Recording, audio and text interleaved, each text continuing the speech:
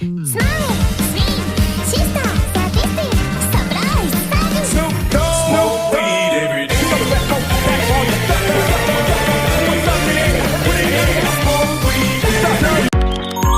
Baik, di sini saya akan menjelaskan materi tanda baca.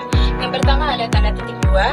Tanda titik dua adalah tanda baca yang digunakan untuk menghubungkan dua kalimat atau bagian kalimat yang berkaitan.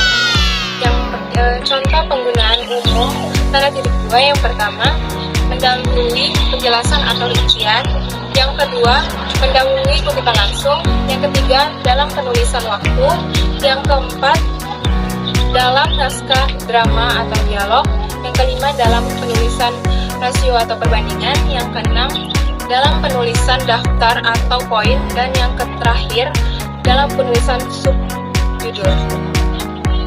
Nah, teman-teman sekalian, selanjutnya saya akan menjelaskan mengenai tanda hubung. Tanda hubung adalah tanda baca yang digunakan untuk menghubungkan atau memisahkan suatu kata.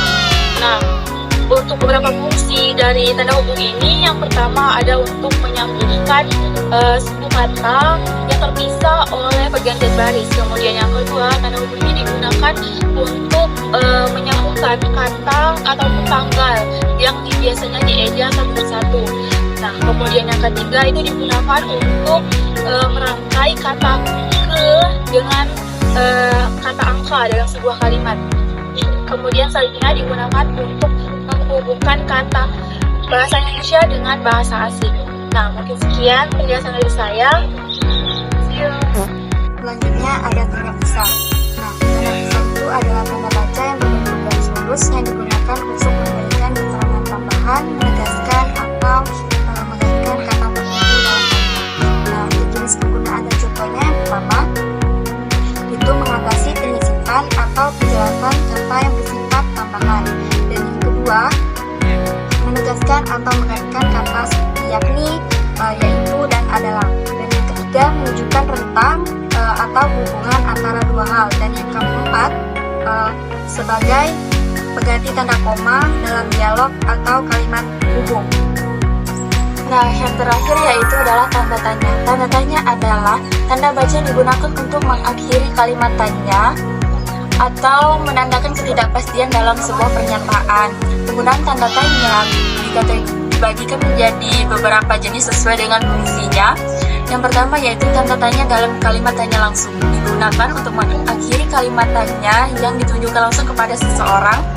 Yang kedua yaitu tanda tanya dalam kalimat tanya retoris, digunakan untuk pertanyaan yang tidak membutuhkan jawaban. Yang ketiga yaitu tanda tanya untuk menunjukkan ketidakpastian, yaitu digunakan dalam kalimat yang mengandung ketidakpastian, biasanya dalam tanda kurung. Yang keempat yaitu tanda tanya untuk pilihan yang belum pasti, yaitu digunakan dalam tanda tanya yang masih ragu atau yang belum ada kepastiannya. Dan yang terakhir yaitu penggunaan tanda tanya berulang, biasanya mengekspresikan emosi atau keterkejutan, digunakan dalam mengekspresikan keterkejutan, keraguan atau kebingungan. Teman-teman sekalian, cukup sekian dari pemaparan kelompok kami dan see you.